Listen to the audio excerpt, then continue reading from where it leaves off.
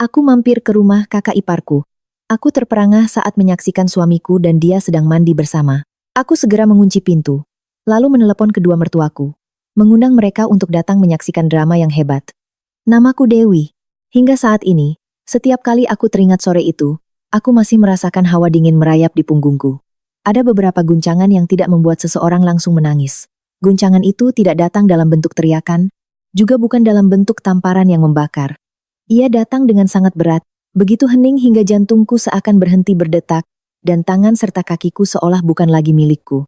Dan hanya dalam beberapa menit yang singkat, seluruh pernikahan yang telah kujaga selama bertahun-tahun hancur berkeping-keping, seperti gelas yang jatuh ke lantai batu.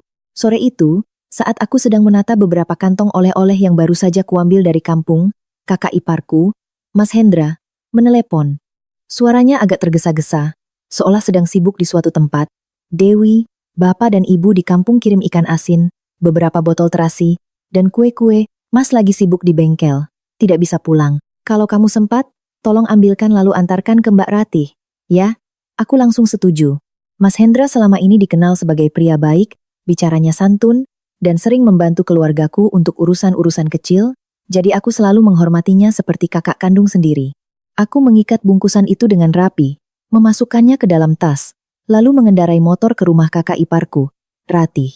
Dalam hati aku bahkan berpikir, syukurlah, sudah lama aku tidak mampir ke rumahnya. Hari ini sekalian mengantar barang dan mengobrol sebentar dengannya. Aku tidak memberitahunya terlebih dahulu, karena aku yakin pada jam-jam segitu, hanya ada Mbak Ratih sendirian di rumah. Mas Hendra sibuk di bengkel, sementara suamiku, Bima, juga bilang pagi ini ada pekerjaan di kantor, dan mungkin akan pulang telat. Namun, begitu aku menghentikan motor di depan gerbang, hatiku terasa janggal. Gerbang rumahnya hanya tertutup, tidak dikunci. Sepeda motor Mbak Ratih masih terparkir di halaman. Itu bukan hal yang aneh. Yang aneh adalah, tepat di dekat teras, ada sepasang sepatu kulit pria yang diletakkan miring. Aku hanya butuh sekilas untuk mengenalinya. Itu sepatu Bima. Sepatu yang selama bertahun-tahun selalu kusikat bersih, dan kuletakkan di samping lemari. Aku terpaku selama beberapa detik, tanganku masih memegang tas belanjaan. Jantungku berdebar kencang, tapi aku memaksa diriku untuk berpikir positif.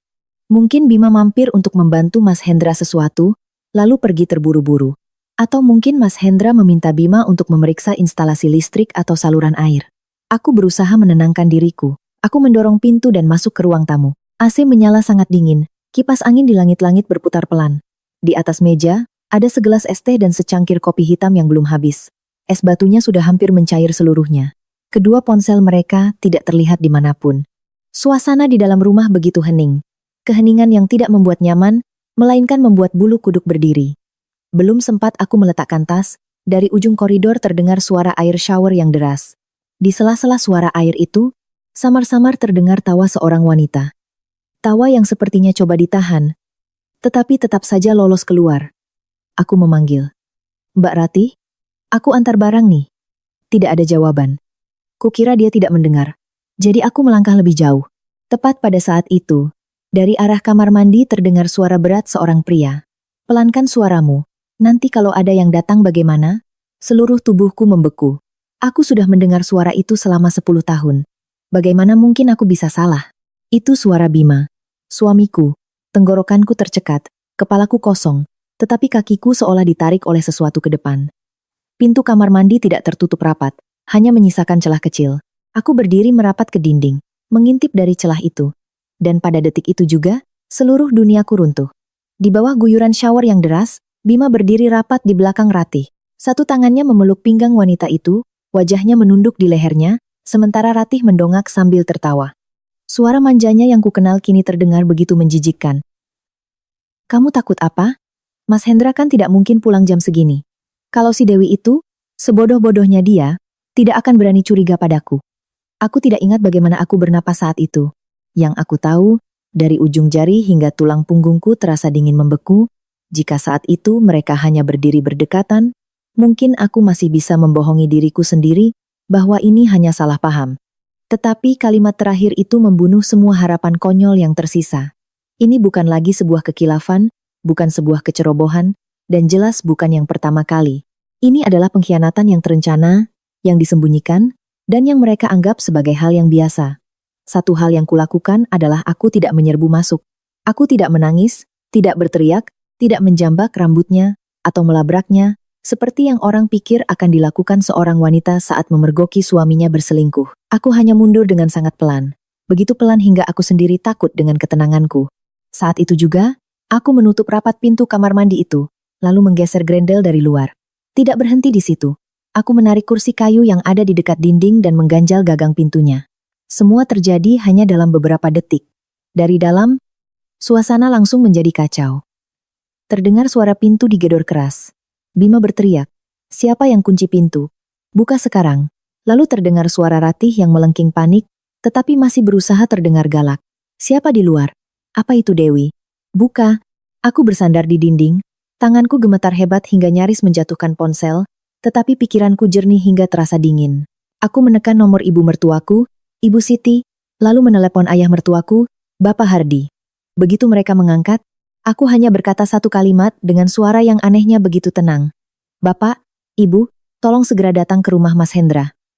Ada sesuatu yang ingin saya tunjukkan langsung pada Bapak dan Ibu. Kalau hanya saya ceritakan, mungkin tidak akan ada yang percaya." Suara di kamar mandi semakin menjadi-jadi. Bima mungkin sudah sadar siapa yang ada di luar, karena nada bicaranya berubah total. Dia tidak lagi berteriak, melainkan mulai memohon. "Dewi, aku tahu itu kamu. Buka pintunya. Jangan perbesar masalah ini." Aku menatap pintu yang bergetar di hadapanku. Bibirku tanpa sadar membentuk senyum tipis. Senyum yang, jika ini terjadi di masa lalu, aku sendiri tidak akan pernah membayangkan bisa melakukannya. Aku berkata cukup keras agar dua orang di dalam bisa mendengar setiap katanya. "Tenang saja, hari ini aku tidak perlu banyak bicara. Biar orang tua di rumah ini yang datang dan melihat sendiri. Ada hal-hal yang jika sudah dilihat dengan mata kepala sendiri, kalian mau menyangkal pun tidak akan bisa." Suara gedoran yang bertubi-tubi di belakangku terasa seperti palu yang menghantam 5 tahun pernikahanku. Yang paling pahit adalah, jika melihat kembali hari-hari awal aku masuk ke keluarga ini, mungkin tidak akan ada yang menyangka aku akan berakhir berdiri di luar pintu kamar mandi, mendengarkan suamiku sendiri, memohon-mohon sementara dia berada di dalam bersama kakak iparnya. Karena dulu, aku pernah benar-benar percaya bahwa aku telah menikahi pria yang baik dan masuk ke dalam keluarga yang meski agak kaku, tapi tidak terlalu buruk. Kalau dipikir-pikir lagi, seringkali kebusukan dalam sebuah keluarga tidak langsung terlihat. Ia muncul diam-diam, sedikit demi sedikit. Saat orang menyadarinya, semuanya sudah terlalu jauh melenceng dari jalurnya. Aku dan Bima menikah hampir 5 tahun. Saat awal menikah, aku seperti wanita lain pada umumnya, memeluk berbagai harapan sederhana. Bima di mataku saat itu adalah pria yang baik, rajin bekerja, jarang minum-minum, dan tahu cara mengalah pada istri. Dia bukan tipe yang pandai merayu atau terlalu manis, tapi hidupnya tampak lurus. Setiap kali aku pulang terlambat, dia masih menelepon untuk bertanya. Saat cuaca dingin, sepulang kerja dia masih ingat membelikanku sekantong kacang rebus hangat karena tahu aku menyukainya. Hal-hal kecil seperti itulah yang membuatku percaya aku tidak salah memilih orang. Keluarga suamiku punya 2 anak laki-laki. Kakak tertuanya, Mas Hendra, beberapa tahun lebih tua dari Bima, bekerja sebagai montir alat berat. Mas Hendra adalah tipe pria pendiam, jujur, dan seharian hanya tahu bekerja. Kadang dia berangkat pagi buta, dan baru pulang larut malam, pakaiannya penuh oli, wajahnya lelah, tapi dia akan tetap diam-diam mencuci tangan lalu makan malam, tanpa mengeluh sedikit pun. Sementara istrinya, Mbak Ratih, jika disandingkan dengan Mas Hendra, terlihat jauh lebih menonjol. Dia selalu berpakaian rapi, kulitnya putih terawat, rambutnya tertata, dan bicaranya lembut, begitu manis hingga orang asing yang baru pertama kali mendengarnya, pasti akan langsung suka. Sejak awal, ibu mertuaku, Ibu Siti, sudah sangat menyayangi Mbak Ratih. Kemanapun beliau pergi, beliau selalu memuji, Ratih itu menantuku yang paling tahu diri dan penurut, pintar sekali mengambil hati orang. Punya menantu seperti dia, rumah tangga jadi adem. Setiap kali mendengar itu, aku hanya tersenyum kecut. Aku tahu pujian itu bukan hanya untuk Ratih, tetapi juga untuk menyindirku, bahwa di mata beliau, aku tidak pernah mencapai standar tahu diri itu. Pernah suatu kali beliau menatapku, dan berkata setengah bercanda, "Jadi perempuan itu, biar kata jujur, kalau bicaranya terlalu ceplas-ceplos, orang lain juga segan." Aku tahu beliau sedang menyindirku, karena aku memang bukan tipe orang yang harus memutar lidah 7 kali sebelum bicara. Aku bekerja sebagai akuntan di sebuah perusahaan kecil. Pekerjaanku setiap hari berurusan dengan buku besar dan angka. Jadi sifatku pun cenderung praktis dan apa adanya. Aku tidak terbiasa hari ini bicara A, besok melakukan B, dan aku tidak pandai memilih kata-kata untuk menjilat. Siapa berbuat apa padaku, akan kuingat dengan jelas. Dan orang sepertiku, yang hidup di rumah dengan ibu mertua yang suka dipuji dan kakak ipar yang pandai mengambil hati, hanya tinggal menunggu waktu untuk dibanding-bandingkan. Seringkali saat makan bersama, Ibu Siti mengambilkan sepotong ikan terenak untuk Ratih, lalu menoleh padaku sambil berkata, "Nah, perempuan itu harus bisa ramah seperti Mbak Ratihmu ini, baru orang lain akan suka." Aku duduk di sana, mulutku masih mengunyah nasi, tetapi hatiku terasa sesak. Bukan karena aku kalah darinya, tetapi karena aku sadar, di rumah ini, ketulusan tidak akan pernah seharga kepandaian bersilat lidah. Awalnya Bima masih membelaku. Setiap kali ibunya menyindirku pendiam atau kaku, dia akan tertawa dan berkata, "Sudahlah Bu, biarkan saja Dewi. Dia memang tidak pandai bicara, tapi hatinya baik." Saat-saat seperti itu, aku merasa hangat. Asalkan suamiku memahamiku, terkadang disindir mertua sedikit-sedikit masih bisa kutahan. Tapi pembelaan itu tidak bertahan lama.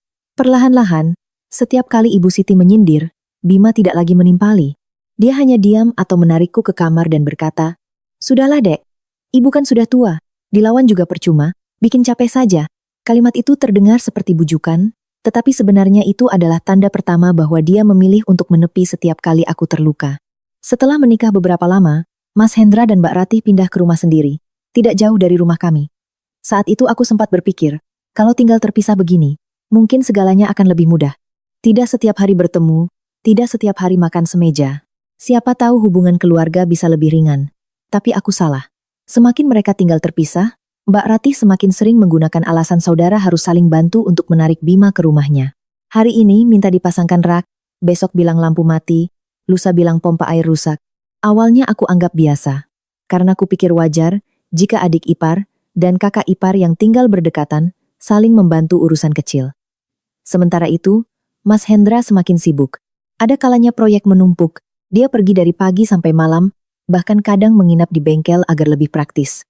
Sementara Mbak Ratih di rumah berjualan online, sibuk dengan siaran langsung dan memotret barang dagangan. Hidupnya terlihat sangat rapi dan santai. Setiap kali ada acara keluarga, dialah yang selalu lebih dulu menuangkan minum, mengambilkan lauk untuk ibu mertua, dan bertanya pada saat yang tepat. Karena itu, Ibu Siti semakin menyayanginya. Rasanya di mata keluarga suamiku, aku hanyalah istri Bima, sementara Ratih adalah wanita yang tahu cara hidup, tahu sopan santun, dan tahu cara membuat orang lain senang. Semakin lama aku hidup di sana, aku semakin merasakan ada sesuatu yang ganjil. Semua perhatian, pujian, dan pembelaan selalu condong ke satu sisi. Sementara aku, apapun yang kulakukan, selalu dianggap kurang pandai, kurang lembut, kurang tahu diri. Pernah sekali aku merasa sangat kesal dan berkata pada Bima, "Mas tidak merasa ibu terlalu pilih kasih pada Mbak Ratih?" Bima saat itu hanya menghela napas. "Sudahlah Dek, ibu sudah tua. Kamu mengalah sedikit saja demi ketenangan rumah tangga." Aku tidak membantah lagi, tetapi ada sesuatu di dalam hatiku yang runtuh. Aku sadar, sejak saat itu, setiap kali aku disindir, dibanding-bandingkan, atau diremehkan, orang yang seharusnya berdiri di sampingku telah memilih untuk mundur. Namun, bahkan saat itu pun aku masih mencoba menghibur diri. Mungkin dalam sebuah keluarga, wajar jika ada yang lebih disayang, wajar jika ada yang tidak adil. Selama aku menjadi menantu yang baik dan istri yang baik, lama-kelamaan mereka pasti akan mengerti. Aku pernah percaya bahwa kesabaran akan dibalas dengan kedamaian. Aku tidak menyangka. Justru kesabaran itulah yang memberi ruang bagi orang lain untuk melangkah lebih jauh.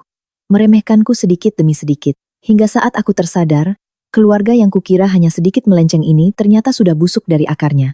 Namun, justru saat aku berpikir semua ini hanyalah gesekan biasa dalam keluarga besar, tanda-tanda aneh mulai muncul. Awalnya begitu kecil, jika tidak diperhatikan, sangat mudah terlewatkan. Yang menyakitkan adalah, istri sepertiku biasanya tidak takut pada pukulan langsung. Yang paling melelahkan adalah perubahan-perubahan kecil yang samar, yang terus terasa seperti duri dalam daging. Dicabut tidak bisa, dibiarkan pun sakit. Sekitar setahun terakhir, Bima berubah drastis. Dulu, dia punya kebiasaan pulang kerja, langsung melempar ponsel ke meja. Saat mandi pun ponselnya ditinggal di ruang tamu. Siapapun yang menelepon, aku bisa bantu mengangkatnya. Tapi sejak saat itu, ponselnya seolah menempel di tubuhnya.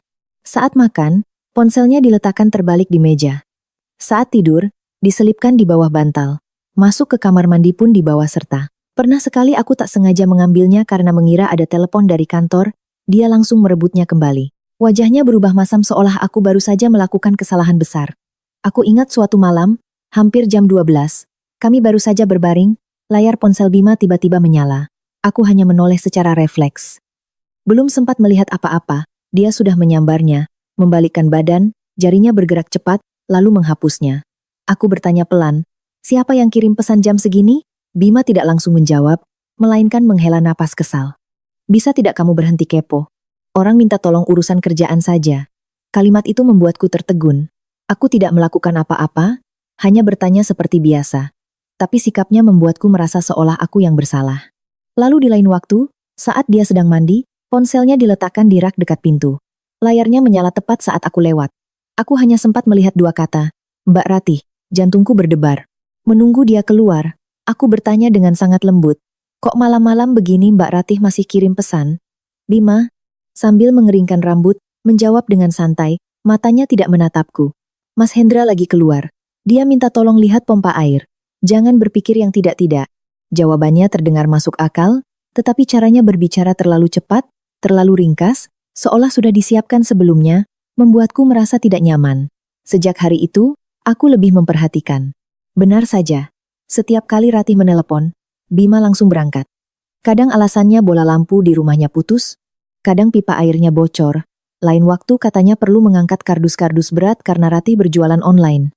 Jika hanya sekali dua kali, mungkin biasa. Tapi ini terjadi hampir setiap minggu, dan selalu saja terjadi saat Mas Hendra sedang tidak di rumah. Yang membuatku resah bukan soal Bima membantunya, tetapi setiap kali dia pulang, selalu ada aroma aneh di tubuhnya. Bukan bau oli, bukan juga bau sabun di rumah mereka. Itu adalah bau parfum wanita yang manis dan menyengat. Aroma yang tidak pernah kupakai dan bukan milik rumahku. Pernah aku mencoba berkata dengan lembut, bagaimana kalau aku ikut Mas? Biar lebih gampang, bisa bantu-bantu Mbak Ratih juga. Kukira usulku masuk akal. Sebagai sesama wanita dan adik ipar, mungkin akan lebih mudah. Siapa sangka, Bima langsung membentak. Hal yang jarang sekali dia lakukan.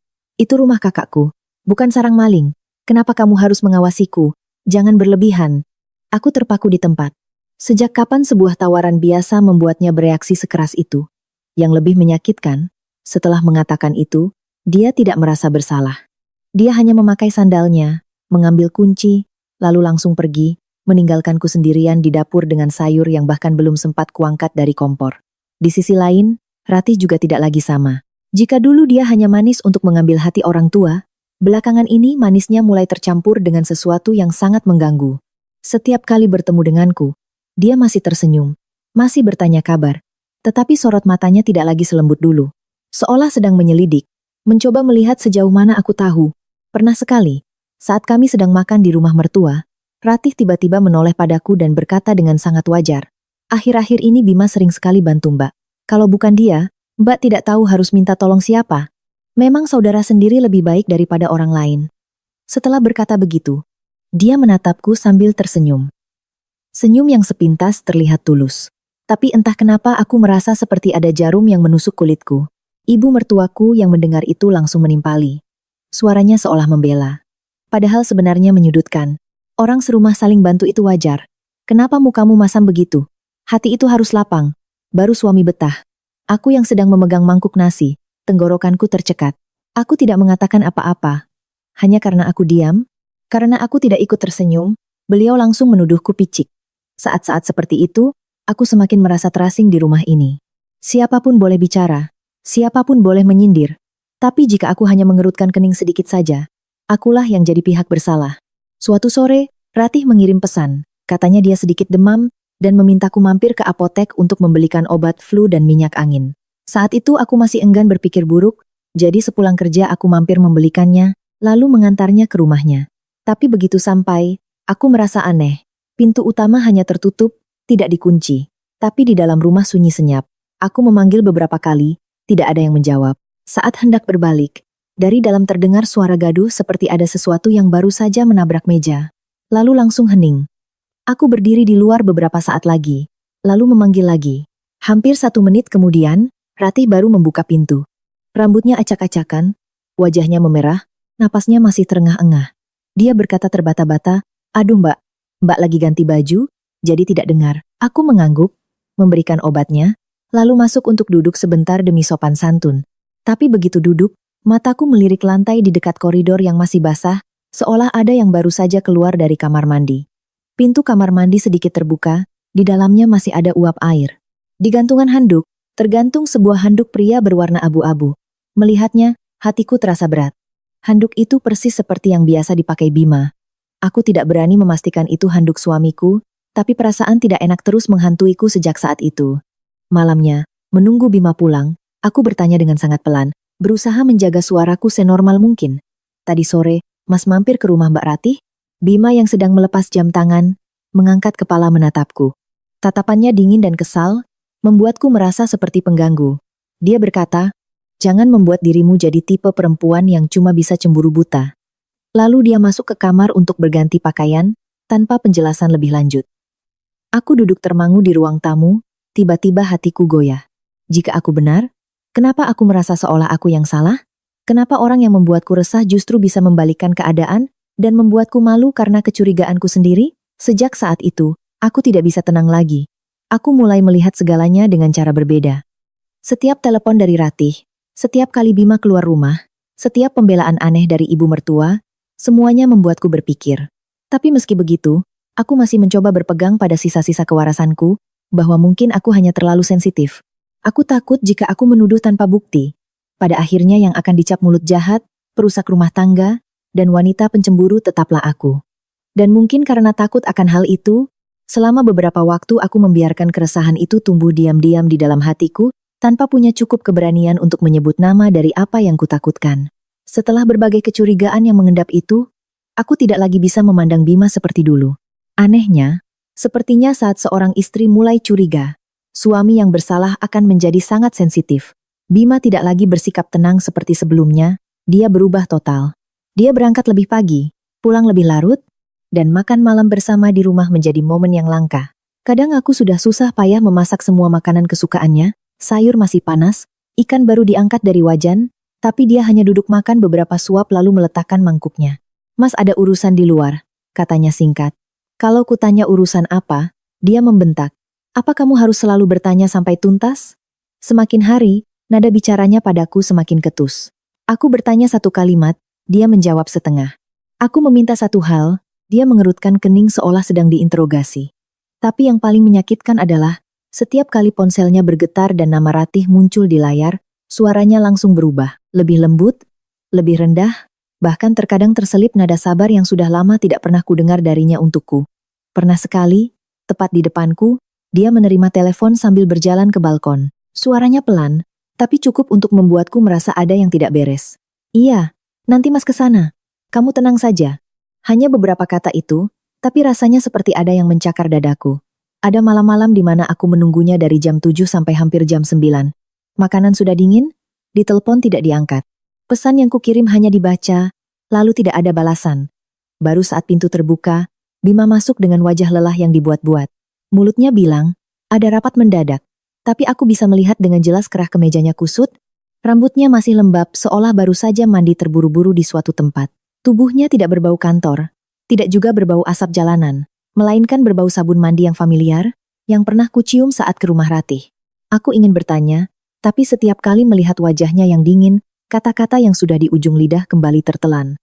Aku mulai memperhatikan lebih saksama, bukan dengan cara membuntuti atau membuat keributan, melainkan mengamati dalam diam. Dan justru dari pengamatan diam-diam itulah, aku menemukan banyak hal. Beberapa kali dalam perjalanan pulang, aku melihat motor Bima terparkir di dekat rumah Mas Hendra pada jam-jam yang sangat aneh. Bukan saat makan siang, bukan juga saat acara keluarga di malam hari, melainkan di tengah sore atau larut malam. Tepat di saat-saat Mas Hendra hampir pasti sedang di bengkel. Awalnya aku masih memaksa diri berpikir mungkin dia benar-benar mampir untuk memperbaiki sesuatu. Tapi sekali, 2 kali, lalu 3 kali dengan pemandangan yang sama, hatiku tidak bisa tenang lagi. Suatu hari, aku pulang dari pasar lebih awal dari biasanya. Begitu berbelok ke gang rumah Mas Hendra, aku tiba-tiba melihat Bima berdiri sangat dekat di sudut tembok, di bagian yang tersembunyi jika dilihat dari gerbang. Ratih berdiri di hadapannya. Jarak mereka begitu dekat, hingga hanya butuh setengah langkah untuk saling bersentuhan. Belum sempat aku mencerna apa yang kulihat, Ratih mengangkat tangannya, dan menepuk-nepuk bahu Bima. Gerakan yang sangat alami, sangat intim, tanpa sedikit pun kecanggungan antara kakak dan adik ipar. Tepat saat itu, Mereka berdua menoleh dan melihatku. Reaksi Ratih begitu cepat, jika aku tidak melihat kejadian beberapa detik sebelumnya, mungkin aku akan kembali tertipu oleh manisnya. Dia langsung tersenyum, suaranya nyaring. Loh, kamu pulang cepat, Dek. Ini, Mbak cuma minta tolong Bima angkatkan sekarung beras. Berat sekali? Aku berdiri diam, mataku menyapu ke sekitar kaki mereka. Tidak ada karung beras, tidak ada kardus, tidak ada barang apapun. Yang ada hanyalah raut wajah gugup Bima dan senyum yang terlalu dibuat-buat di bibir Ratih. Belum sempat aku berkata apa-apa. Dari dalam halaman, ibu mertuaku keluar. Aku tidak tahu sejak kapan beliau ada di sana, tapi caranya muncul begitu tepat waktu membuatku merinding. Beliau melirikku sekilas, lalu berkata ketus, cuma urusan sepele begitu saja dilihatin seperti maling. Jadi perempuan kok picik sekali. Bagaimana mau menjaga suami? Kalimat itu seperti menamparku. Aku berdiri di tengah halaman, tanganku masih menjinjing keranjang pasar. Untuk pertama kalinya aku merasa bukan hanya ditipu oleh satu orang, melainkan oleh sekelompok orang yang bekerja sama untuk memutarbalikkan kebenaran di depan mataku. Malam itu aku tidak bisa menahan diri lagi. Menunggu Bima pulang, aku bertanya langsung, tanpa basa-basi. Mas dan Mbak Ratih, ada apa yang kalian sembunyikan dariku? Bima yang sedang memegang gelas, langsung membantingnya ke meja, hingga menimbulkan suara keras. Dia tidak menjelaskan, juga tidak menyangkal seperti orang yang tidak bersalah. Dia hanya menatapku dengan mata penuh amarah lalu menggeram. Kalau kamu sudah tidak percaya padaku, untuk apa kita hidup bersama? Mendengar kalimat itu, hatiku terasa dingin. Orang yang benar-benar difitnah, biasanya akan bereaksi berbeda. Mereka mungkin marah, mungkin kesal, tapi mereka pasti ingin menjelaskan segalanya. Bima tidak. Dia marah seperti seseorang yang baru saja disentuh titik sakitnya. Sejak hari itu, Ratih semakin terang-terangan. Dia tidak lagi menghindariku.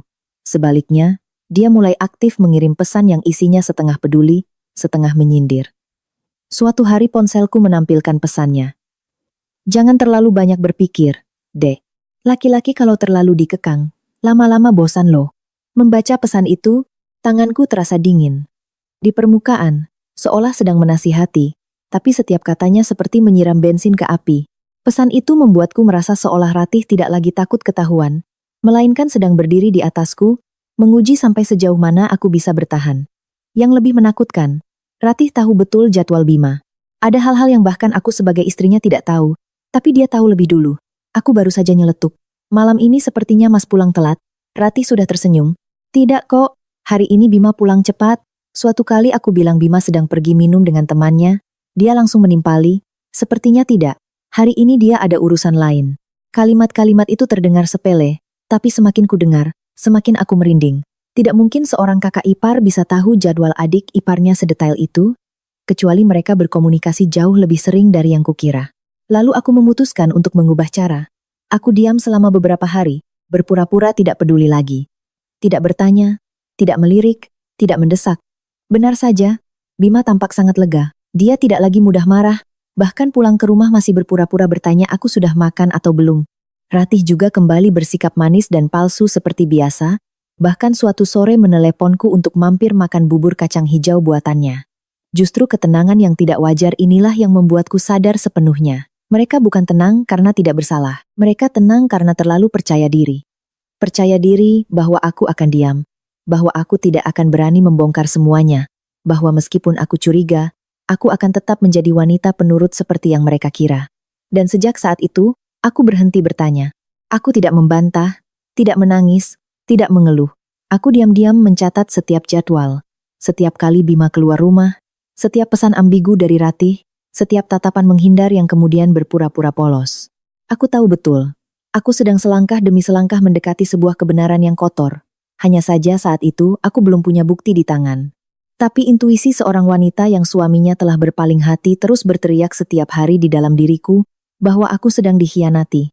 Dan yang lebih menyakitkan, dikhianati di dalam keluarga yang pernah kucoba untuk kujaga. Tapi baru setelah sebuah kejadian seminggu sebelum aku memergoki mereka, aku benar-benar tidak bisa membohongi diriku lagi. Hari itu hujan sejak sore, gerimis yang awet, yang membuat jalanan menjadi kelabu dan hati menjadi berat. Aku pulang kerja lebih awal, mampir ke pasar membeli ikan dan sayur, lalu pulang untuk memasak. Dalam benakku, aku masih berpikir, belakangan ini hubungan kami begitu tegang. Malam ini aku akan mencoba bersikap lebih lembut, memasak makanan kesukaan Bima. Siapa tahu suasana rumah bisa sedikit lebih baik. Aku sibuk di dapur hampir 2 jam. Sayur masih mengepulkan asap, ikan yang baru kuangkat masih berdesis. Jam sudah menunjukkan pukul 7 lebih. Tapi Bima belum juga pulang. Aku menelepon, tidak diangkat. Menunggu beberapa saat lagi, aku mengirim pesan menanyakan di mana dia. Lama sekali baru dia membalas. Singkat, hanya 2 kata. Lagi sibuk. Tidak ada penjelasan, tidak ada pesan, tidak juga bertanya, apakah aku sudah makan. Cara membalas pesan yang dingin itu, membuatku tiba-tiba merasa dapurku begitu luas, begitu dingin. Aku menunggu lagi hampir setengah jam. Hatiku gelisah. Entah kenapa hari itu aku merasa sangat tidak enak.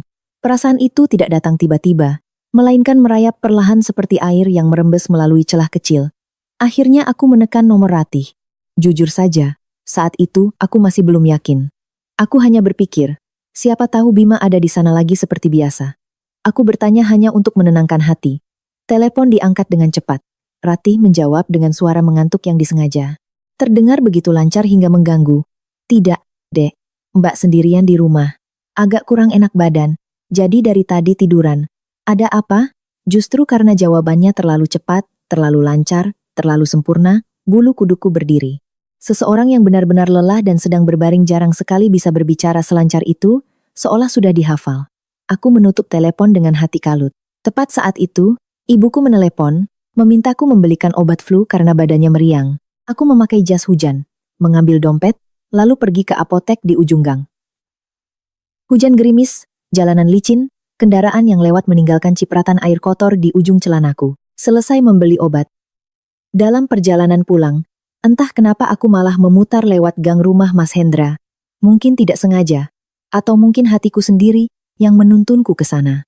Dan saat aku baru saja berbelok di dekat pagar rendah di belakang rumahnya, jantungku serasa jatuh. Motor Bima terparkir di sudut tersembunyi dekat pagar, tempat yang sangat sulit terlihat dari gerbang depan. Mesinnya mati, jok motornya masih basah oleh air hujan.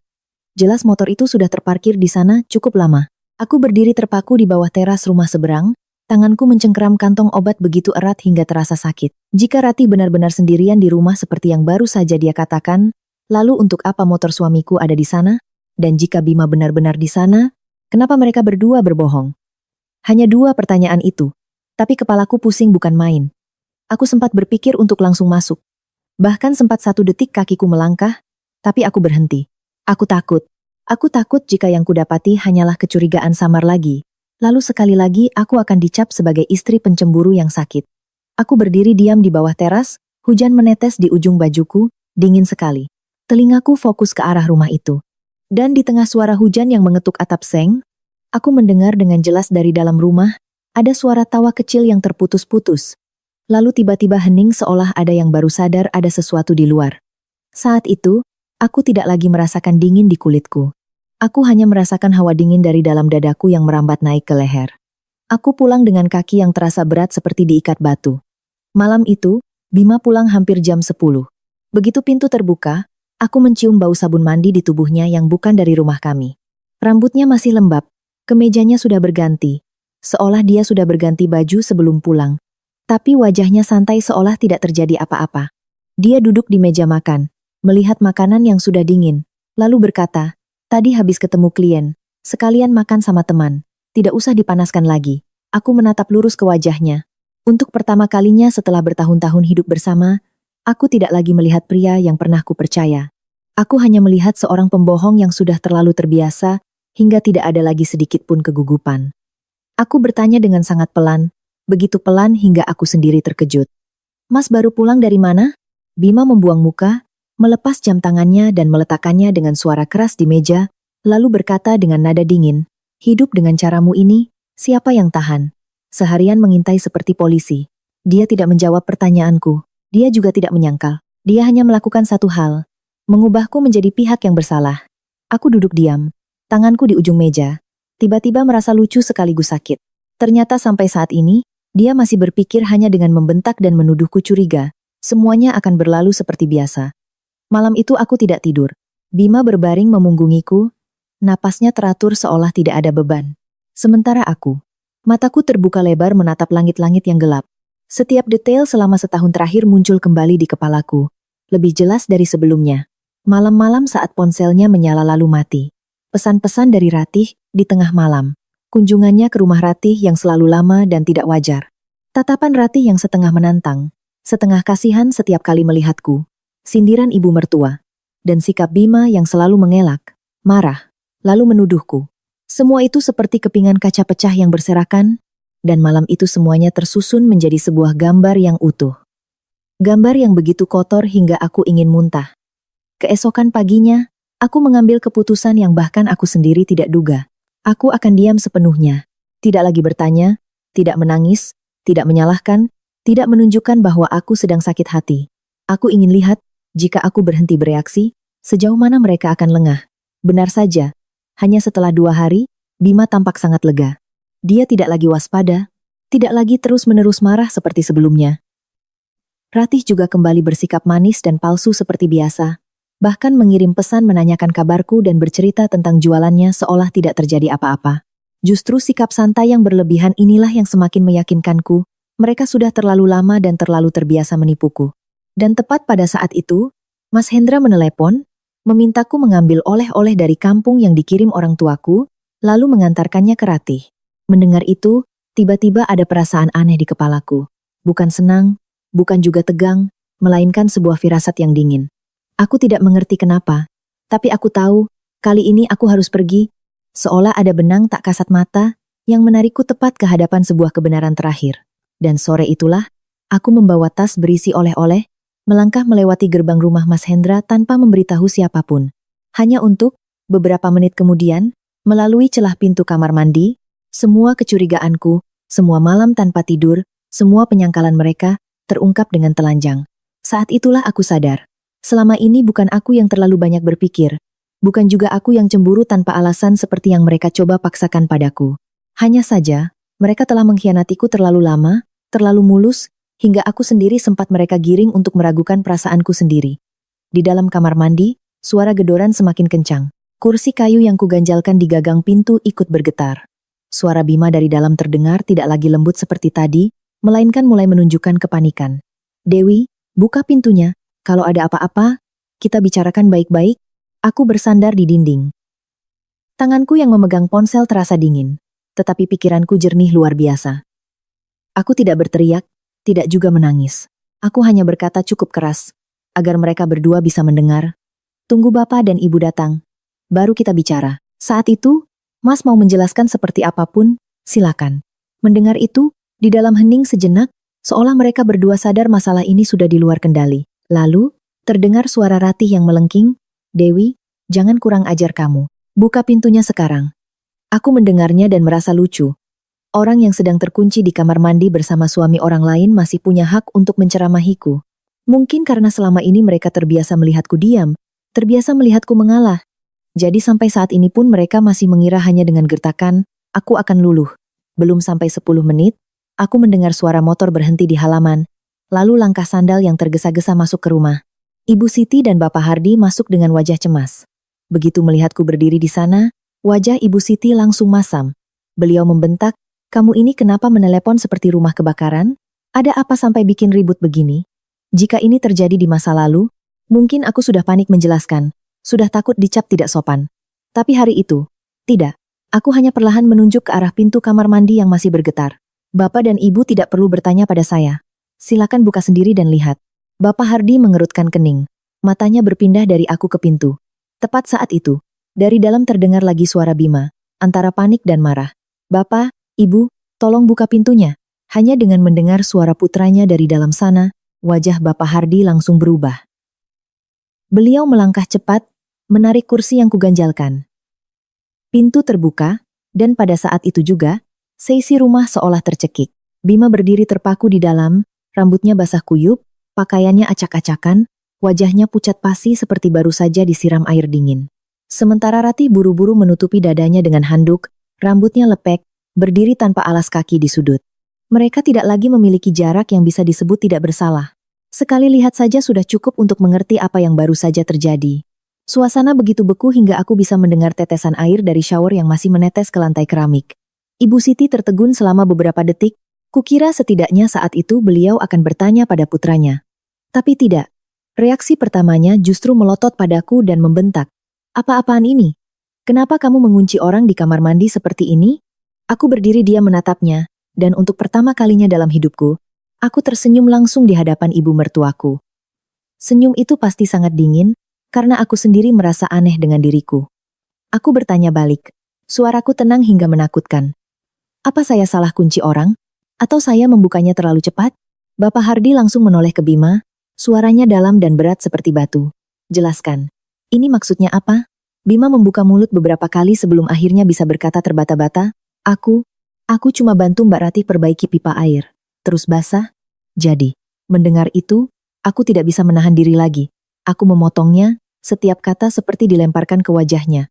Memperbaiki pipa air sampai harus berdiri serapat itu? Atau sekalian memperbaiki perasaan?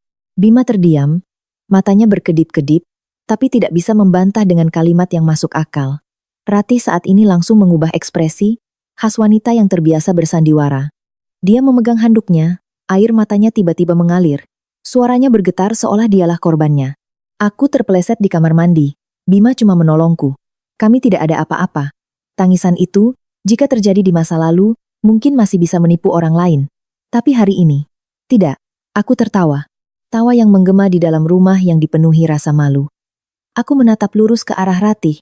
Menolong sampai mandi bareng di bawah shower dan pintu dikunci, sampai bilang si Dewi sebodoh-bodohnya tidak akan curiga, kamu pikir aku tuli? Begitu kalimatku selesai, seisi ruangan hening mencekam. Wajah Ratih langsung kaku, matanya yang tadi berkaca-kaca tiba-tiba berkedut. Bima menoleh cepat dari Ratih ke aku, seolah tidak menyangka aku mendengar percakapan itu. Bapak Hardi berdiri membeku, tangannya terkepal hingga uratnya menonjol. Dan Ibu Siti, kali ini beliau tidak bisa membentak lagi. Wajahnya pucat, bibirnya bergerak-gerak tanpa suara.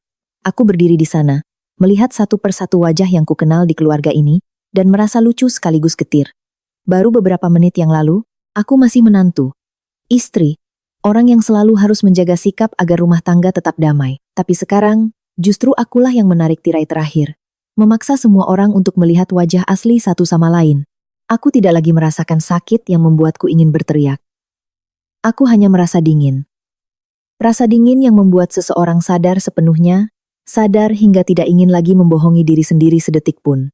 Bima tergagap memanggil namaku, suaranya begitu pelan, nyaris memohon, Dewi, dengarkan aku dulu. Tapi aku tidak menatapnya. Aku juga tidak ingin mendengar lebih lanjut. Karena bahkan sampai saat terciduk seperti ini, hal pertama yang dipikirkannya adalah mencari cara untuk menyelamatkan diri, bukan merasa malu atas perbuatannya. Sementara Ratih masih menunduk, tapi aku tahu di dalam kepalanya dia sedang panik mencari cerita lain untuk membelokkan segalanya. Hanya saja, kebenaran yang sudah terungkap di depan mata, dibelokkan bagaimanapun tidak akan bisa bersih lagi. Tapi hal yang paling tidak kuduga, bukanlah reaksi kedua pengkhianat itu.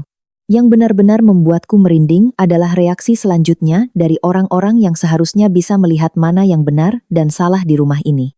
Yang membuatku paling merinding setelah pintu kamar mandi terbuka, bukanlah penampilan acak-acakan Bima atau wajah pucat Ratih, melainkan reaksi ibu mertuaku, Ibu Siti, yang hanya setelah beberapa detik terdiam, langsung berbalik ke arahku. Belum sempat aku melihat seluruh ekspresinya, aku sudah mendengar bentakannya yang tajam seperti pisau. Cuma karena salah paham begini saja kamu bikin ribut, hah? Aku tertegun sejenak. Kukira aku salah dengar. Salah paham? Sampai sejauh ini, beliau masih bisa mengucapkan dua kata itu? Aku menatap lurus ke arahnya, bertanya dengan perlahan, salah paham? Ibu Siti tidak mundur. Beliau menunjuk lurus ke arahku, jarinya gemetar karena marah, tetapi suaranya tetap tegas seolah akulah yang paling tidak masuk akal di sini. Orang serumah mandi bareng memangnya kenapa? Cuaca panas, air rusak, dia masuk bantu, memangnya salah? Kamu bikin drama penggerebekan seperti ini. Mau ditaruh di mana muka keluarga kita? Mendengar itu, aku tertawa.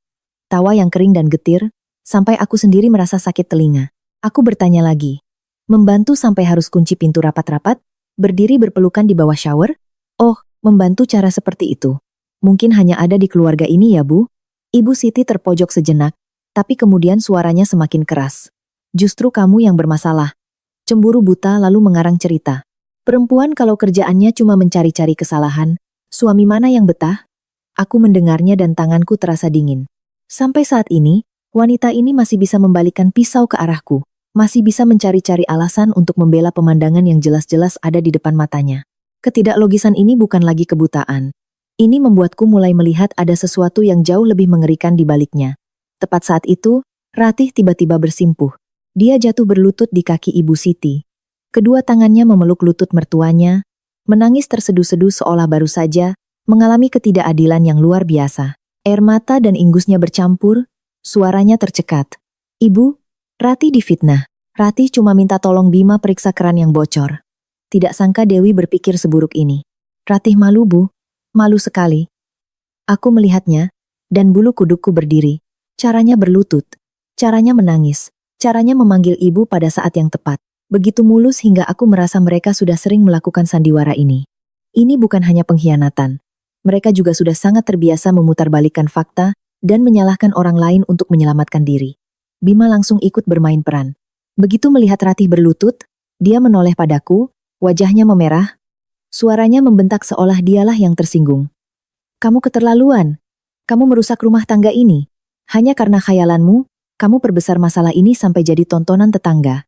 Aku menatapnya, menatap wajah garangnya, dan hatiku terasa dingin.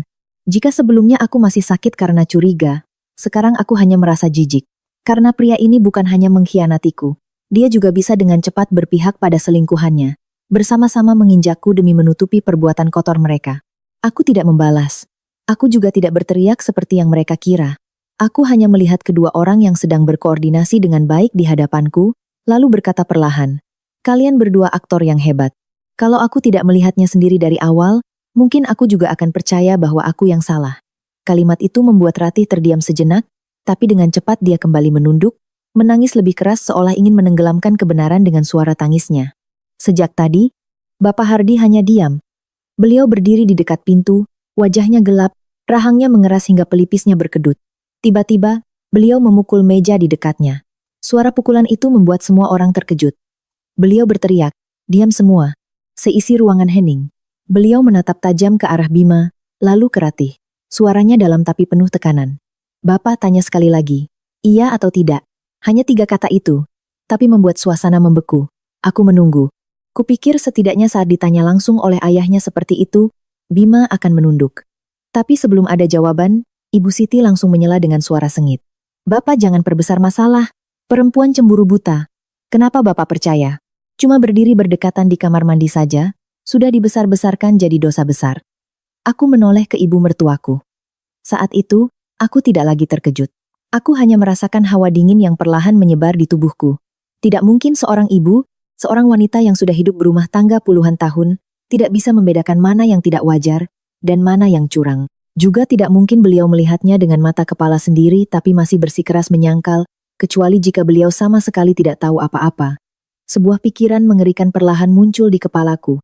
Aku menatap lurus ke arah Ibu Siti tanpa berkedip, lalu bertanya satu kalimat, atau, jangan-jangan ibu sudah tahu sejak lama. Begitu pertanyaan itu terlontar, seisi ruangan hening seketika. Ratih berhenti menangis. Bima membeku. Bapak Hardi menoleh cepat ke istrinya. Dan Ibu Siti, untuk pertama kalinya sejak masuk, ekspresinya berubah total. Bibirnya bergerak-gerak, matanya goyah sesaat. Hanya sesaat, tapi bagiku itu sudah cukup. Aku tidak butuh jawabannya lagi. Karena keheningan itu sudah menjawab semua yang perlu kupahami. Aku berdiri di tengah ruangan itu, melihat orang-orang yang seharusnya menjadi keluargaku, dan tiba-tiba merasa begitu kesepian hingga merinding. Ketika orang yang seharusnya menegakkan kebenaran justru memilih berpaling, ketika pengkhianat dan selingkuhannya bermain sandiwara bersama, ketika semua tuduhan diarahkan pada korban, aku sadar satu hal dengan sangat jelas. Mulai detik ini, aku tidak punya siapa-siapa lagi untuk bersandar. Dan pertempuran ini, harus kujalani sendiri. Aku berdiri di tengah ruangan itu, melihat satu persatu dari mereka, dan tiba-tiba merasa jika aku terus berdebat dengan mulut, terus menjelaskan dengan air mata, pada akhirnya yang akan terpojok tetaplah aku. Selama ini mereka sudah terbiasa membersihkan segalanya dengan beberapa kalimat penyangkalan, beberapa tetes air mata palsu, dan tuduhan balik bahwa akulah yang pencemburu dan picik. Tapi hari ini berbeda. Hari ini aku bukan lagi Dewi yang hanya bisa menelan kepahitan dalam diam. Aku menarik napas dalam-dalam, perlahan membuka tasku, mengeluarkan ponsel. Tanganku tidak lagi gemetar seperti saat berdiri di luar pintu kamar mandi tadi. Aku menatap lurus ke setiap orang di ruangan itu, terutama pada Ibu Siti, yang berusaha mempertahankan wajah dinginnya padahal sudut matanya sudah mulai goyah. Aku berkata dengan sangat jelas, tadinya saya mau diam. Tapi karena semua orang ingin mendengar, ingin membela, dan ingin menyalahkan saya, maka hari ini dengarkan baik-baik. Seisi ruangan hening. Bima menatap tajam ke ponsel di tanganku, wajahnya langsung berubah. Ratih masih berlutut di kaki Ibu Siti, tapi matanya mulai memancarkan kewaspadaan. Aku tidak bicara lagi, hanya memutar sebuah rekaman suara. Ruangan yang sunyi tiba-tiba bergema dengan suara Ratih, jelas sekali. Datang saja Mas, jam segini Mas Hendra belum pulang. Disusul oleh tawa kecil Bima. Tawa yang dulu kukira hanya untuk saat-saat bahagia kami berdua. Ternyata suara itu juga dia gunakan untuk kakak iparnya. Begitu rekaman selesai, seisi rumah membeku. Wajah Bima pucat pasi. Dia maju selangkah. Suaranya terdengar panik dan sumbang. Kamu merekamku. Aku mundur setengah langkah, menggenggam ponselku erat. Suaraku dingin seperti es. Tidak, aku tidak perlu mengikutimu. Aku hanya merekam apa yang kamu tinggalkan dengan begitu jelas. Lalu, aku membuka folder berisi tangkapan layar percakapan. Baris-baris pesan muncul, tidak panjang. Tapi setiap barisnya cukup untuk membuat semua orang mengerti. Tidak bisa disangka lagi. Nanti malam aku tunggu. Dia sudah mulai curiga. Hati-hati.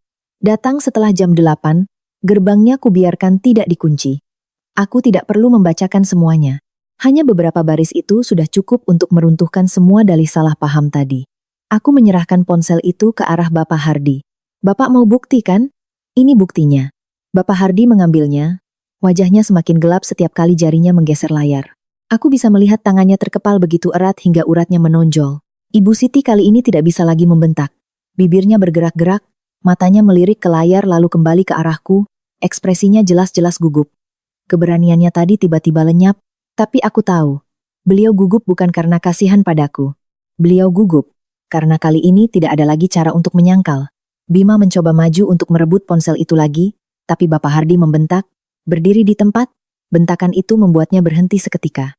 Aku menatapnya, untuk pertama kalinya melihat kepanikan di wajah seorang pria yang selalu berpikir, hanya dengan menyalahkan istrinya, segalanya akan beres.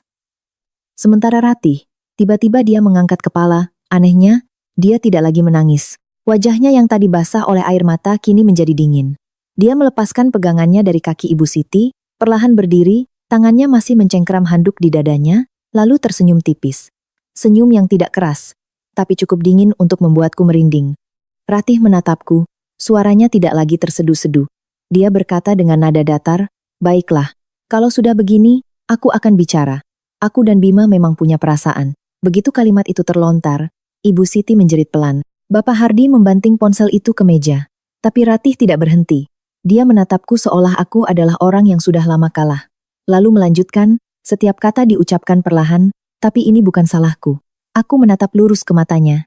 Saat itu aku tidak lagi terkejut. Aku hanya ingin mendengar, sampai sejauh ini, kemana lagi dia akan membelokkan cerita. Aku bertanya singkat, lalu salah siapa? Ratih tersenyum sinis. Senyum penuh penghinaan yang selama ini dia sembunyikan di balik topeng manisnya. Dia berkata, salahmu. Kamu jadi istri tidak bisa menjaga suami, jangan salahkan orang lain. Begitu kalimat itu selesai, seisi rumah seolah meledak.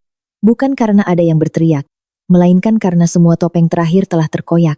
Inilah wajah aslinya. Tidak ada lagi korban, tidak ada lagi kelembutan, tidak ada lagi tahu diri. Yang tersisa hanyalah seorang wanita licik dan tak tahu malu, yang siap menginjak orang lain, lalu menyalahkan korbannya. Ibu Siti ternganga, seolah tidak percaya Ratih berani bicara seperti itu di depan semua orang. Bima juga menoleh ke selingkuhannya dengan tatapan kaget. Mungkin dia sendiri tidak menyangka Ratih akan melepas topengnya secepat ini. Anehnya, aku justru tidak marah. Rasa sakit terbesar sudah kurasakan. Sampai di titik ini, aku hanya merasa hina. Aku menatap Ratih, suaraku lebih tenang dari sebelumnya. Kamu salah, aku tidak kehilangan suami. Aku berhenti sejenak, agar setiap kataku terdengar jelas di tengah suasana yang menyesakan itu. Aku hanya membuang sesuatu yang sudah tidak ada harganya. Bima terkejut menatapku. Ratih menggigit bibirnya. Matanya memancarkan amarah karena tidak berhasil membuatku marah seperti yang dia harapkan. Sementara Bapak Hardi duduk membeku, seolah baru saja melihat seluruh kebusukan di dalam keluarganya, yang selama ini tidak pernah dia sadari. Aku berdiri di sana, punggungku tegak, tanganku masih memegang ponsel. Tiba-tiba, hatiku terasa sedikit lebih ringan. Bukan karena rasa sakitnya telah hilang, melainkan karena untuk pertama kalinya setelah berbulan-bulan didorong dari satu kecurigaan ke kecurigaan lain, disalahkan, dan dibuat merasa bersalah, akhirnya aku tidak lagi menjadi orang yang terpojok. Baru saja aku selesai bicara, Dari halaman tiba-tiba terdengar suara gerbang didorong kuat, disusul langkah kaki yang tergesa-gesa masuk ke rumah. Sosok tinggi kurus muncul di ambang pintu. Mas Hendra. Dia masih mengenakan pakaian kerja yang kotor dari bengkel. Ujung celananya berlumuran oli, rambutnya basah oleh keringat dan udara lembab di luar.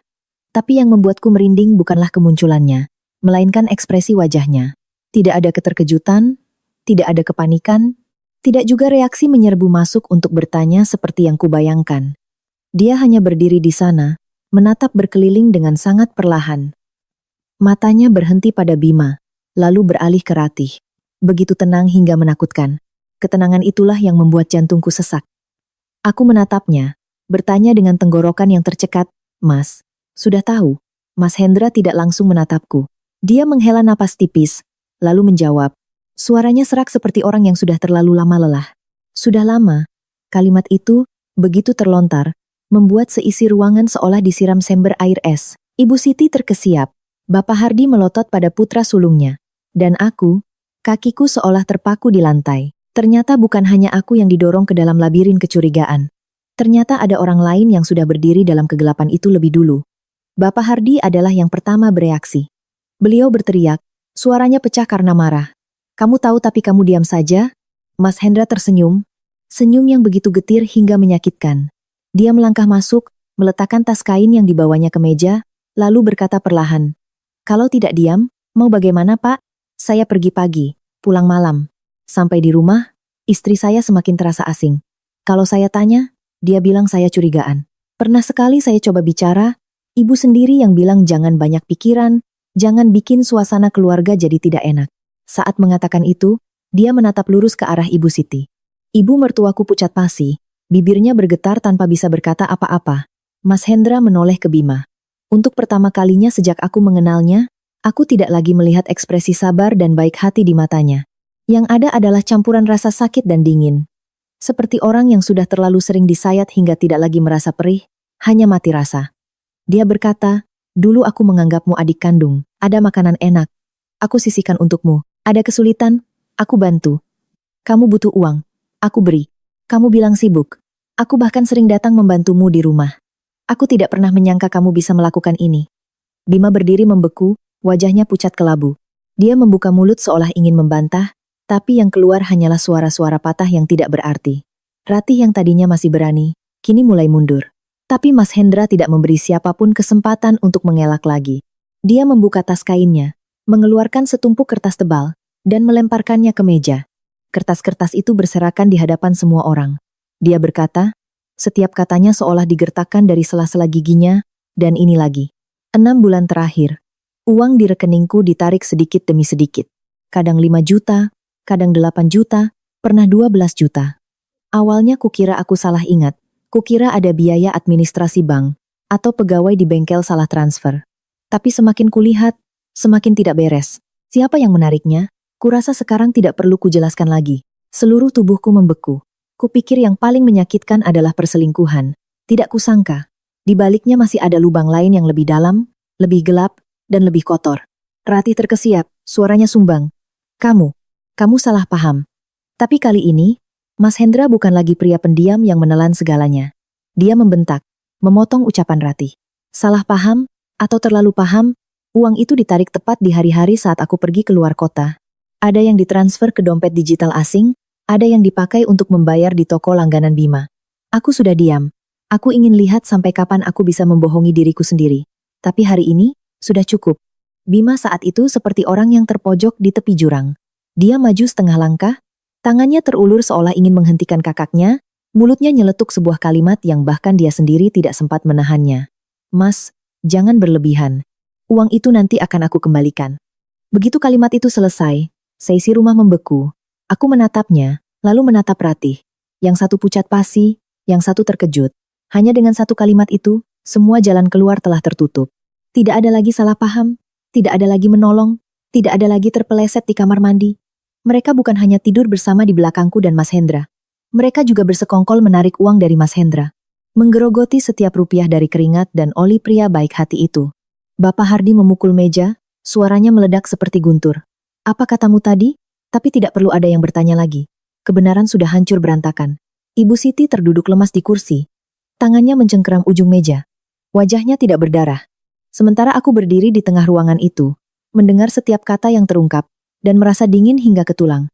Ternyata yang mereka khianati bukan hanya pernikahanku, bukan hanya ikatan persaudaraan. Mereka mengkhianati kepercayaan semua orang di rumah ini.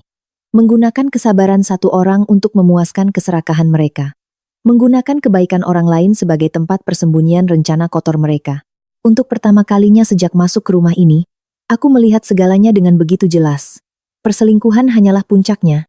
Di bawahnya, ada penipuan, perhitungan, pemanfaatan, dan perampasan. Dan ketika semuanya meledak bersamaan, aku sadar, cerita ini bukan lagi sekadar masalah perasaan antara pria dan wanita. Ini telah menjadi pengkhianatan total, begitu kotor, hingga tidak ada lagi yang bisa menambalnya. Suasana di ruangan itu begitu berat. Aku merasa jika ada satu suara keras lagi, semuanya akan pecah berkeping-keping. Tidak ada yang bicara selama beberapa detik, tapi keheningan itu lebih menakutkan daripada semua teriakan tadi. Aku berdiri di antara tumpukan kertas, di antara wajah-wajah pucat dan panik, dan tiba-tiba merasa semua yang ada di hadapanku begitu asing. Ini masih rumah Mas Hendra? Ini masih orang-orang yang selama ini kusebut suami, kakak ipar, dan mertua. Tapi hanya dalam satu sore, semua lapisan kepalsuan mereka terkok. Bima adalah yang pertama angkat bicara. Tidak ada lagi nada congkak atau penyangkalan. Dia menoleh padaku, suaranya rendah dan serak, seolah mencoba memeras sisa-sisa ketulusan terakhirnya. Dewi, beri aku satu kesempatan. Aku salah. Jika ini terjadi di masa lalu, mungkin hatiku akan sedikit luluh mendengar suaranya yang melunak. Tapi hari itu, tidak. Aku menatap suamiku sangat lama. Begitu lama hingga dia sendiri tidak berani menatap mataku lagi. Lalu aku bertanya, setiap kata kuucapkan dengan jelas dan dingin, kamu minta maaf karena ketahuan, atau karena sudah melakukannya. Pertanyaan itu membuat Bima terdiam. Dia membuka mulut, lalu menutupnya lagi. Matanya beralih ke arah lain, bibirnya bergetar, tapi tidak ada satu kata pun yang keluar. Keheningan singkat itu sudah cukup untuk membuatku mengerti segalanya. Orang yang benar-benar menyesal tidak akan membisu seperti itu. Dia tidak sakit hati, karena telah mengkhianatiku. Dia hanya panik karena terbongkar. Karena jalan keluarnya tertutup, karena semua perhitungannya hancur berantakan dalam satu sore yang tak terduga. Melihat putranya terdiam, Ibu Siti dengan cepat mengubah nada bicaranya. Yang tadinya masih membentak dan mencoba menyangkal, kini beralih padaku dengan suara yang dibuat-buat seolah sedang membujuk anak kecil. Sudahlah, semuanya sudah terjadi. Jadi perempuan itu harus bisa menjaga keutuhan rumah tangga. Kamu maafkan saja, mana ada orang hidup bersama, tanpa pernah berbuat salah. Mendengar itu, aku tertawa. Tawa yang tidak keras. Tapi aku sendiri bisa mendengar kelelahan dan kepahitan di dalamnya. Aku bertanya balik. Menjaga rumah tangga seperti ini, Bu? Atau menjaga agar mereka bisa terus berhubungan dengan nyaman? Ibu Siti terdiam, wajahnya memerah. Mungkin beliau tidak menyangka. Sampai saat ini aku masih bisa menjawab setajam ini. Tapi aku tidak lagi tertarik berdebat dengannya. Aku menoleh ke Bapak Hardi, yang sejak tadi duduk diam seolah menua 10 tahun hanya dalam satu sore.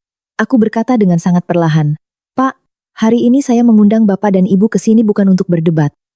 Saya hanya ingin Bapak dan Ibu melihat dengan jelas. Karena jika hanya saya yang bicara, mungkin seumur hidup, saya akan tetap dicap sebagai istri pencemburu, picik, dan pembuat onar di rumah mertua. Setelah berkata begitu, aku membuka tasku, mengeluarkan setumpuk kertas tipis yang sudah kulipat rapi. Aku meluruskannya di atas meja, di antara tumpukan bukti transfer, foto, dan semua hal kotor yang baru saja terungkap. Suaraku tenang hingga aku sendiri merasa aneh. Saya tidak perlu berdebat lagi. Saya memilih untuk mengakhirinya. Bima melihat kertas itu, wajahnya pucat pasi. Dia menyambarnya, matanya membaca beberapa baris pertama, lalu dia terlonjak seolah disiram air panas. Surat gugatan cerai. Aku mengangguk. Benar, aku sudah menandatanganinya. Suasana di ruangan itu semakin tegang. Bima membanting kertas itu ke meja. Suaranya melengking karena panik. Kamu gila? Masalah ini bisa diselesaikan. Kenapa harus sampai sejauh ini? Aku menatapnya, untuk pertama kalinya melihat ketakutan di mata seorang pria yang selalu berpikir dia memegang kendali. Aku berkata dengan jelas, bagiku, pengkhianatan adalah titik. Tidak ada kesempatan kedua. Dan tidak ada cerita aku akan tetap tinggal untuk melihat kalian terus menghinaku. Lalu, aku menoleh ke Ratih. Dia berdiri merapat ke dinding, tangannya masih memeluk handuk, wajahnya pucat tapi matanya masih menyisakan tatapan keras kepala. Aku menatapnya lama, lalu berkata dengan ringan, dan untukmu, Selamat mendapatkan apa yang kamu inginkan. Aku berhenti sejenak, membiarkannya berpikir dia telah menang. Lalu aku melanjutkan, suaraku datar, tapi ingat satu hal. Orang yang bisa mengkhianati orang lain, juga bisa mengkhianatimu. Hari ini dia meninggalkan aku untukmu. Besok dia juga bisa meninggalkanmu untuk orang lain. Wajah Ratih berkedut, bibirnya terkatup rapat, berusaha mempertahankan ekspresi kerasnya. Aku bisa melihat dengan jelas keraguan yang melintas di matanya. Karena dia sendiri tahu, kalimat itu benar. Hubungan yang dimulai dengan kebohongan, dengan cara sembunyi-sembunyi, dengan menginjak orang lain, mana mungkin bisa langgeng. Bima menoleh dari selingkuhannya ke arahku, seolah ingin mengatakan sesuatu, tapi tak berdaya. Sementara Mas Hendra masih berdiri diam, kedua tangannya terkepal hingga memutih. Aku tahu rasa sakitnya saat ini jauh lebih dalam dari apapun yang bisa kusentuh dengan kata-kata. Ada luka yang orang luar hanya bisa lihat darahnya, tapi tidak tahu seberapa dalam robekannya di hati korban. Aku mengambil kembali surat gugatan itu, memasukkannya ke dalam tas, lalu beranjak. Tidak ada yang menahanku saat itu. Mungkin karena semua orang masih terkejut. Mungkin karena mereka tidak menyangka aku akan setegas ini. Aku melangkah ke pintu. Kakiku terasa lebih ringan dari yang kubayangkan. Untuk pertama kalinya setelah berbulan-bulan hidup dalam kecurigaan, penghinaan, dan kebingungan, tubuhku terasa ringan. Bukan karena bebanku berkurang, tapi karena akhirnya aku berhasil keluar dari tumpukan sampah yang selama ini kupaksa sebut sebagai keluarga. Saat tanganku baru saja menyentuh pintu, dari belakang terdengar suara Bima memanggil, "Dewi, dengarkan aku." Tapi aku tidak menoleh. Ada pernikahan yang tidak berakhir dengan air mata, tidak juga dengan pertengkaran hebat seperti yang dibayangkan orang. Pernikahan ini berakhir dengan sangat berat. Berakhir dengan senyum dingin, saat seseorang telah melihat segalanya dengan jelas, dan tidak punya alasan lagi untuk tinggal. Baru saja aku melangkah ke halaman, dari belakang terdengar suara Ibu Siti berteriak, "Dewi, berhenti." Tanganku yang berada di gerbang terhenti sejenak. Aku tidak langsung menoleh. Baru saat beliau melanjutkan dengan suara antara marah dan panik, "Cerai bagaimana? Aib keluarga ini kamu sebarkan agar semua orang menertawakan kita?" Barulah aku perlahan berbalik. Langit sudah mulai gelap, angin berhembus dingin, tapi tidak sedingin kalimat ibu mertuaku barusan. Aku menatapnya, suaraku datar. Siapa yang membuat keluarga ini malu? Orang yang melakukan perbuatan kotorlah yang seharusnya takut. Kalimat itu membuat Ibu Siti terdiam. Mungkin sejak aku menjadi menantunya, belum pernah beliau mendengarku menjawab setegas ini. Tapi sebelum beliau sempat bicara lagi, Bapak Hardi sudah keluar. Suaranya serak tapi tegas. "Masuk ke dalam. Hari ini harus diselesaikan." Kami semua kembali ke ruang tamu. Suasana di sana begitu pekat, seolah ada timah panas yang dituangkan ke dalam setiap tarikan napas. Bima berdiri bersandar di meja, wajahnya pucat, matanya gelisah tidak berani menatap siapapun. Ratih masih memeluk dadanya. Rambutnya acak-acakan, mencoba menangis lagi. Tapi saat itu, tangisannya tidak lagi mempan.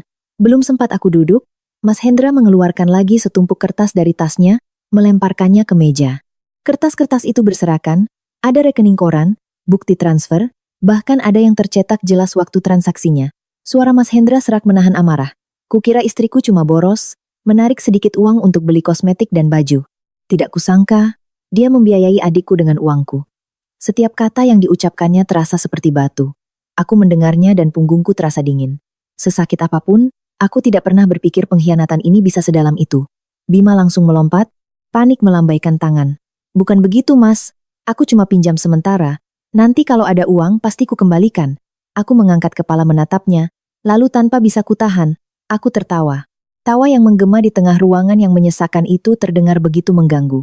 Aku bertanya, "Selingkuh disebut khilaf, mengambil uang kakak sendiri untuk membiayai selingkuhan juga disebut khilaf?" Pertanyaan itu seperti menyiram bensin ke api. Bapak Hardi memukul meja hingga gelas-gelas bergetar. Wajahnya merah padam karena marah. Ibu Siti menggigit bibirnya. Matanya bergerak-gerak antara kedua putranya. Bingung harus menatap kemana. Tepat saat itu, ponsel Mas Hendra berdering. Seisi ruangan terkejut. Dia melihat layar sejenak, lalu mengangkatnya. Aku tidak mendengar jelas apa yang dikatakan penelepon. Hanya melihat wajah Mas Hendra yang tadinya marah tiba-tiba menegang, lalu berubah pucat. Dia diam sangat lama, hanya menjawab beberapa kalimat singkat. "Saya tahu. Nanti saya telepon lagi." Setelah menutup telepon, dia berdiri diam beberapa detik. Matanya kosong. Lalu dia perlahan menoleh ke Ratih. Suaranya dalam hingga menakutkan. Rekan bisnis baru saja menelepon. Mereka membatalkan kontrak dengan bengkel. Seisi rumah membeku. Dia melanjutkan. Setiap katanya seolah harus digigit dari gusi. Ada yang diam-diam meminjam uang dari rentenir atas nama bengkelku. Mereka menelepon sampai ke rekan bisnisku untuk menagih, membuat mereka mengira aku punya utang dan kabur. Aku melihat tangan Ratih gemetar hebat. Dia tergagap. Aku tidak tahu soal itu, aku tidak terlibat. Tapi kali ini Mas Hendra tidak lagi sabar. Dia maju, menarik selembar kertas lagi dari tumpukan itu, menunjukkannya tepat di depan wajah Ratih. Tidak tahu tapi surat pinjamannya ada tanda tanganmu? Tidak tahu tapi nomor telepon penjaminnya adalah nomor Bima? Setiap kata yang terlontar membuat seisi ruangan seolah tercekik. Saat itulah aku sadar, semua yang kulihat selama ini baru puncaknya.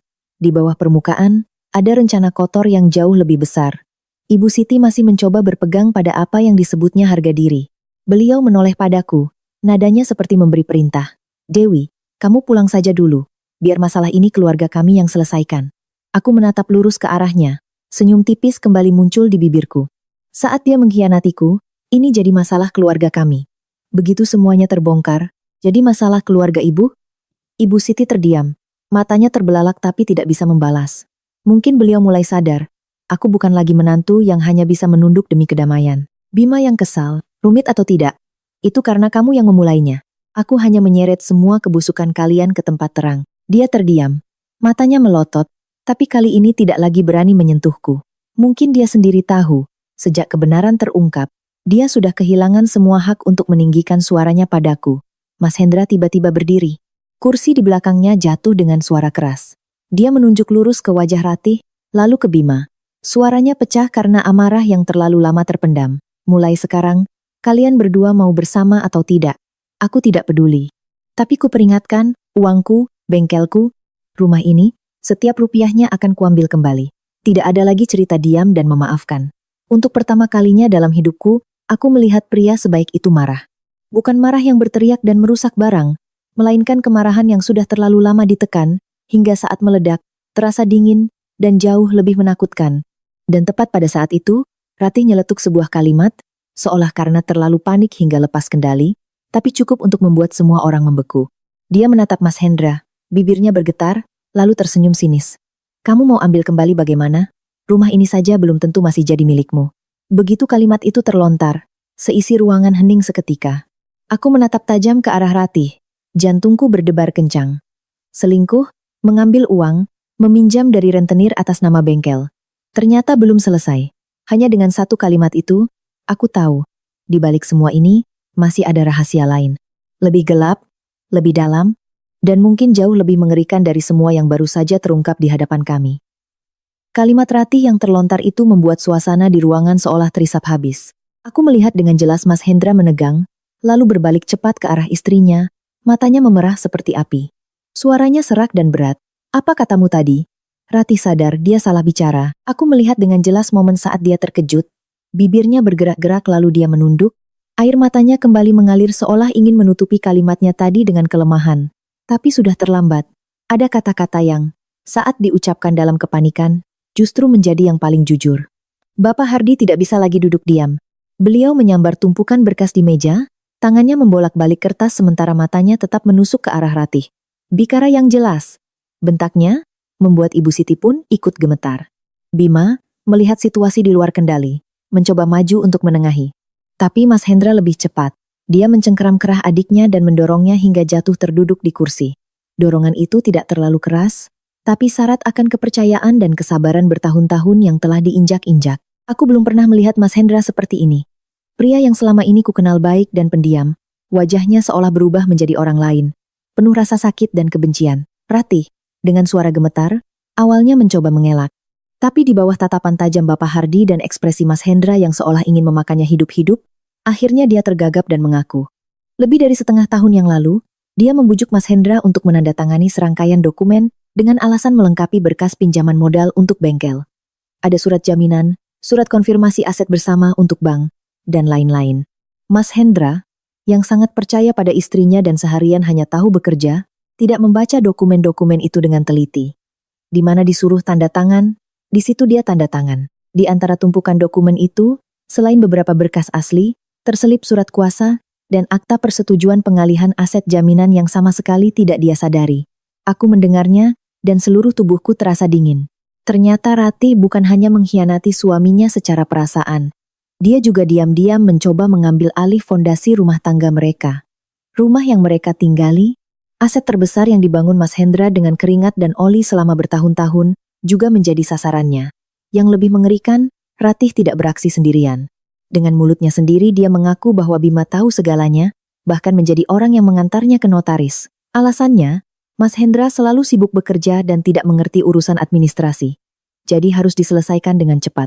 Mendengar itu, Mas Hendra menghantamkan tinjunya ke meja. Suara kepalan tangan yang membentur kayu terdengar kering dan keras. Punggung tangannya sampai berdarah. Dia tidak menangis, tapi suaranya yang bergetar karena amarah terdengar lebih menyakitkan daripada tangisan. Dia menatap Bima, matanya seolah ingin melubangi wajah adiknya. Aku menganggapmu adik. Aku serahkan kunci rumah, kunci bengkel padamu. Ada makanan enak aku sisihkan, ada kesulitan aku tanggung. Tapi kamu justru mengantar istriku ke notaris untuk menipuku. Bima menunduk dalam-dalam, bibirnya terkatup rapat, tidak berani mengangkat kepala. Keheningannya saat itu, bukanlah penyesalan. Itu adalah kehabisan cara untuk menyangkal. Ibu Siti, baru saat inilah beliau benar-benar panik. Beliau tergagap, matanya berpindah-pindah dari putra sulungnya ke putra bungsunya, lalu ke Ratih. Ya Tuhan, kenapa? Kenapa masalah sebesar ini tidak ada yang memberitahuku? Aku menoleh ke arahnya. Hatiku tidak lagi terbakar amarah, yang tersisa hanyalah kelelahan yang dingin. Aku berkata terus terang, tidak meninggikan suara, tapi setiap katanya seperti tamparan. Karena ibu hanya sibuk menutupi aib di depan mata, makanya orang lain leluasa melakukan kebusukan di belakang. Untuk pertama kalinya sejak aku menjadi menantunya, Ibu Siti terdiam di hadapanku. Beliau membuka mulut, lalu menutupnya lagi, matanya beralih ke arah lain seolah tidak berani menatapku. Tapi yang menakutkan dari orang-orang sejenis mereka adalah, saat terpojok, mereka akan saling menyerang untuk menyelamatkan diri. Ratih tiba-tiba menoleh tajam ke arah Bima. Suaranya melengking, kenapa kamu lihat aku? Bukankah kamu yang menyuruhku untuk mengamankan aset? Kamu bilang Mas Hendra terlalu baik. Kalau dibiarkan begitu saja tidak akan maju. Harus ada sesuatu di tangan kita, baru bisa merencanakan masa depan. Bima, mendengar itu seolah disiram minyak panas, melompat dan balas membentak, diam kamu. Kamu yang serakah. Kamu sendiri yang bilang, alang-alang basah. Biar basah sekalian. Aku tidak pernah menyuruhmu menandatangani apapun. Dan begitulah. Mereka berdua mulai saling serang di tengah ruang tamu. Tidak ada lagi kakak ipar yang tahu diri. Tidak ada lagi suami yang meminta maaf. Yang ada hanyalah sepasang manusia yang topengnya telah terkoyak, yang sama-sama takut dan pengecut, saling melemparkan kesalahan. Caci maki terlontar, menyeret serta rahasia-rahasia lain yang, jika tidak terpojok, mungkin akan mereka sembunyikan selamanya. Mulai dari kapan mereka berhubungan, siapa yang memulai, hingga rencana untuk memfitnahku sebagai istri pencemburu gila, agar bisa menyingkirkanku. Aku mendengarnya dan punggungku semakin dingin. Ternyata, jika sore ini aku tidak memergoki mereka dengan bukti yang begitu jelas, bisa jadi akulah yang akan disudutkan oleh seluruh keluarga, dicap sebagai biang keladi, dan diusir. Bapak Hardi tidak tahan lagi. Beliau berdiri, mengayunkan tangannya, dan menampar wajah Ratih dengan keras. Suara tamparan itu menggema di tengah kekacauan. Beliau menunjuk ke arah pintu. Suaranya bergetar karena marah. Mulai sekarang, perempuan sepertimu tidak boleh menginjakkan kaki di rumah ini lagi. Ibu Siti panik, mencoba menahan suaminya. Tapi kali ini, tindakannya bukan lagi untuk membela siapapun, melainkan refleks seorang wanita yang melihat atap rumahnya runtuh di depan mata. Ratih, sambil memegangi pipinya, terhuyung mundur. Dan tepat pada saat itu, Bima secara naluriah maju dan merentangkan tangannya untuk menopangnya. Gerakan itu sangat cepat, nyaris tanpa berpikir. Tapi justru karena itulah, gerakan itu lebih jujur daripada semua kata-kata yang telah dia ucapkan padaku sejak sore tadi. Dia terang-terangan berpihak pada Ratih, melindunginya di depan orang tuanya, di depan kakaknya, di depanku. Saat itu, semua sisa-sisa kepalsuan lenyap. Dia bukan lagi suami yang mencoba mempertahankan pernikahan. Dia hanyalah seorang pria yang telah memilih selingkuhannya, memilih keserakahan, dan memilih untuk menjadi pengkhianat sampai akhir. Dan saat melihat Bima merentangkan tangan untuk melindungi Ratih, aku tahu dengan sangat jelas, dia telah mengubur sendiri sisa-sisa kemanusiaan terakhir dalam dirinya. Saat Bima merentangkan tangannya untuk melindungi Ratih di hadapan seluruh keluarga, aku tahu antara aku dan pria itu, tidak ada lagi yang perlu dibicarakan. Tidak ada lagi cinta, tidak ada lagi rasa hormat, bahkan tidak ada lagi sisa harga diri yang perlu dijaga. Sementara Ratih, setelah tamparan dari Bapak Hardi, wajahnya masih memerah, tapi sorot matanya semakin liar. Dia berlindung di belakang Bima seolah berpegangan pada pelampung terakhir. Dan dalam posisi itulah, mereka berdua mulai perlahan mundur ke arah pintu. Jelas berniat kabur di tengah kekacauan. Bima menarik tangan Ratih. Sambil berjalan dia menoleh ke arahku dengan tatapan penuh kebencian. Dia menggeram, seolah melampiaskan semua kekesalannya padaku. Jangan pikir setelah cerai kamu menang. Jika ini terjadi di masa lalu, mungkin kalimat itu akan menyakitiku. Tapi saat itu, aku hanya merasa lucu. Seseorang yang baru saja dilucuti topengnya, yang wajah aslinya terlihat jelas oleh seluruh keluarga, masih sempat berpikir tentang menang dan kalah. Belum sempat aku menjawab, dari halaman terdengar suara klakson mobil yang singkat dan mendesak, disusul langkah kaki yang tegas memasuki gerbang. Dua orang pria berpenampilan formal melangkah masuk. Satu orang membawa map, yang lainnya memegang ponsel dan tumpukan fotokopi dokumen. Mereka tidak basa-basi. Begitu sampai di pintu langsung bertanya dengan jelas. Siapa Ibu Ratih dan Bapak Bima? Seisi ruangan terdiam. Aku menoleh ke Mas Hendra, melihatnya tidak terkejut, hanya wajahnya yang semakin kelam. Saat itulah aku mengerti, masalah ini belum selesai. Apa yang baru saja terungkap hanyalah awal dari badai. Pria yang lebih tua membuka mapnya, mengeluarkan setumpuk kertas berstempel, dan berkata dengan sangat jelas. Sebelumnya, Mas Hendra telah meminta bantuan temannya untuk memeriksa semua pinjaman atas nama bengkel dan dokumen jaminan yang mencurigakan. Dari sana, mereka menemukan lebih banyak lagi dokumen, termasuk indikasi pemalsuan, upaya penggelapan aset, dan pinjaman dengan dokumen palsu. Mereka datang ke rumah karena sudah berhari-hari tidak bisa menghubungi Ratih, sementara beberapa pinjaman sudah jatuh tempo dan kontak terputus sama sekali. Setiap kata yang diucapkan menggema di tengah ruangan yang dipenuhi bau skandal dan aib. Terdengar seperti pukulan palu bagi setiap orang. Wajah Ratih pucat pasi. Tangannya mencengkeram lengan Bima erat seolah akan jatuh. Dia tergagap, saya hanya membantu meminjamkan nama. Ada beberapa yang saya salah tanda tangan, saya tidak sengaja. Tapi pria itu tidak melunak. Dia mengeluarkan fotokopi dokumen notaris, menunjuk setiap tanda tangan, setiap cap jempol, lalu menunjukkan sebuah video dari ponselnya yang diambil dari CCTV di kantor notaris. Dalam video itu, Ratih duduk di depan meja menandatangani dokumen. Sementara Bima duduk di sebelahnya, tubuhnya sedikit mencondong, jarinya menunjuk ke beberapa bagian seolah sedang memberi arahan. Dia sama sekali bukan orang luar. Dia terlibat sejak awal. Bima melihat video itu, wajahnya pucat pasi. Keberaniannya tadi lenyap seketika. Dia langsung mengubah nada, membantah keras seperti orang yang tenggelam, dan meraih apa saja yang bisa dipegang. Itu urusan pribadi Ratih. Saya tidak terlibat. Saya hanya menemaninya. Saya tidak tahu dokumen apa yang dia tanda tangani. Mendengar itu, Ratih menoleh tajam ke arahnya. Tatapan matanya bukan lagi tatapan kekasih, melainkan tatapan binatang yang terperangkap. Dia berteriak, suaranya pecah. Beraninya kamu cuci tangan? Waktu memelukku, waktu mengambil uang, waktu merencanakan cara mengusir si Dewi, kamu paling semangat. Sekarang ada masalah kamu bilang tidak tahu? Teriakan itu begitu nyaring hingga dari luar mulai terdengar bisik-bisik tetangga. Beberapa kepala mengintip dari pagar, beberapa orang berdiri di ujung gang. Aib di dalam rumah ini sudah tidak bisa ditutupi lagi. Aku berdiri melihat pemandangan itu dan merasa jijik sekaligus getir. Dua orang yang pernah begitu mesra di belakang orang lain, yang pernah meremehkanku, yang bersekongkol menjatuhkan Mas Hendra demi keuntungan mereka sendiri, kini saling serang hanya untuk menyelamatkan diri. Inikah yang disebut perasaan tulus oleh Ratih tadi? Ternyata hanya bertahan sampai sebelum menyentuh kepentingan pribadi. Begitu menyangkut uang, dokumen, dan siapa yang harus menanggung akibat, mereka siap saling mendorong ke lumpur. Bapak Hardi saat ini tidak lagi peduli pada harga diri. Beliau berdiri, punggungnya seolah membungkuk setelah satu sore yang berat, tapi suaranya tegas luar biasa. Siapa yang berbuat, dia yang bertanggung jawab. Keluarga ini tidak akan melindungi. Kalimat itu, meski tidak keras, jatuh seperti tebasan terakhir. Jalan keluar Bima telah tertutup. Dia menoleh pada ayahnya, matanya melotot seolah tidak percaya ayahnya, yang selalu menjunjung tinggi citra keluarga, bisa mengatakan itu di depan orang luar. Ibu Siti, mendengar itu, jatuh terduduk di kursi.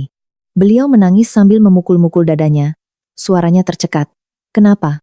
Kenapa keluargaku jadi begini? Kenapa sampai seperti ini? Tapi kali ini tidak ada yang datang menenangkannya. Beliau sendiri yang berkali-kali menutup mata pada kesalahan, melindungi kelicikan, dan tanpa sadar membesarkan tumpukan dosa di dalam rumahnya sendiri. Saat akibatnya datang, tangisannya tidak lagi terdengar menyedihkan, hanya terdengar terlambat. Di tengah kekacauan itu, Bima tiba-tiba menoleh padaku. Untuk pertama kalinya sepanjang sore itu, suaranya tidak lagi membentak atau membantah, melainkan merendah hingga nyaris memohon. Dewi, katakan sesuatu. Katakan pada mereka, aku tidak tahu apa-apa. Aku menatap lurus ke arahnya, menatap wajah yang pernah kupercaya, kutunggu, dan kucoba pertahankan selama bertahun-tahun. Lalu aku menjawab perlahan, setiap katanya jelas. Kamu salah minta tolong. Orang yang dulu percaya padamu tanpa syarat, sudah kamu bunuh sejak lama. Setelah mengatakan itu, hatiku terasa dingin tapi tenang. Tidak lagi gemetar, tidak lagi sesak, hanya ada kejelasan yang mutlak. Mas Hendra melangkah ke arahku.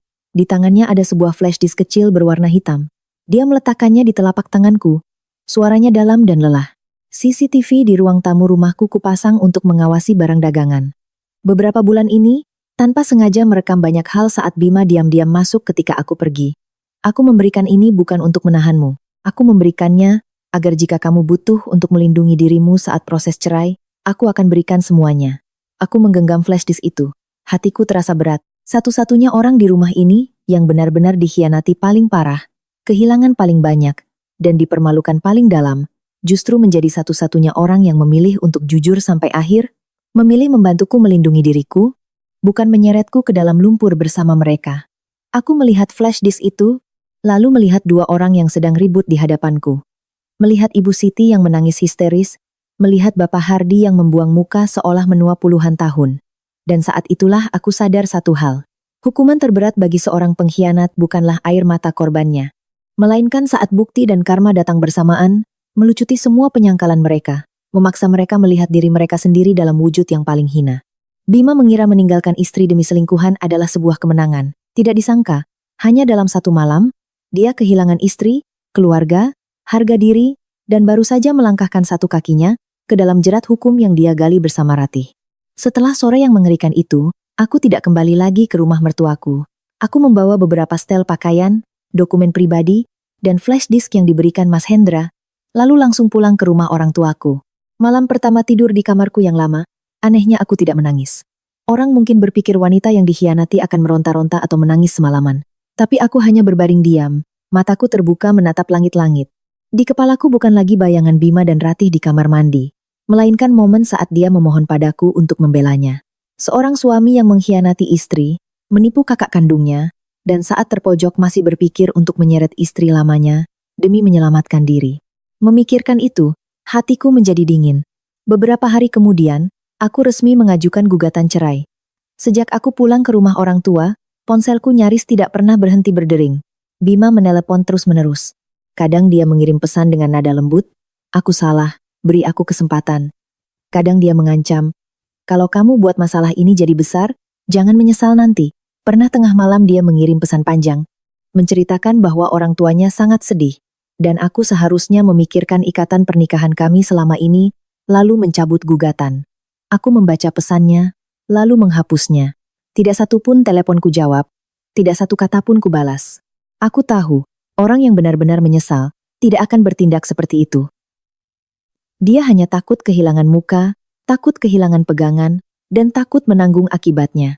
Saat sidang mediasi, aku datang bersama ayahku. Di seberang, Bima muncul dengan penampilan kuyu, mata bengkak, dan janggut yang tidak terurus, seolah sengaja menciptakan citra sengsara. Di sampingnya ada Ibu Siti. Baru beberapa hari, tapi beliau terlihat jauh lebih tua. Begitu melihatku, matanya langsung memerah. Beliau menarik tanganku.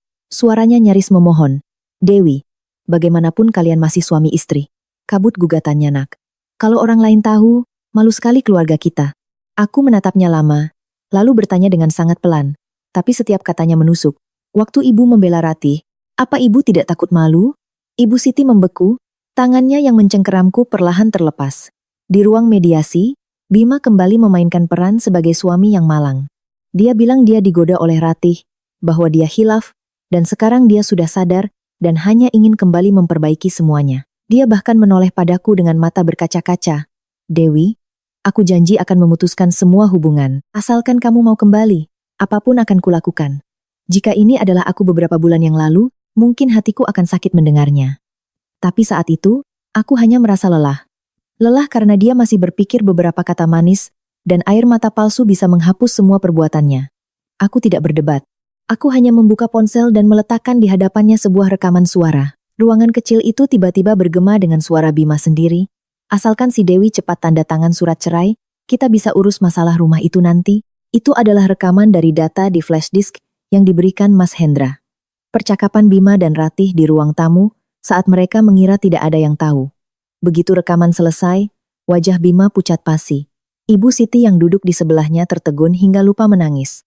Mediator hanya diam menatap kami bergantian, sorot matanya sudah cukup untuk menyimpulkan bahwa pernikahan ini tidak bisa lagi diselamatkan.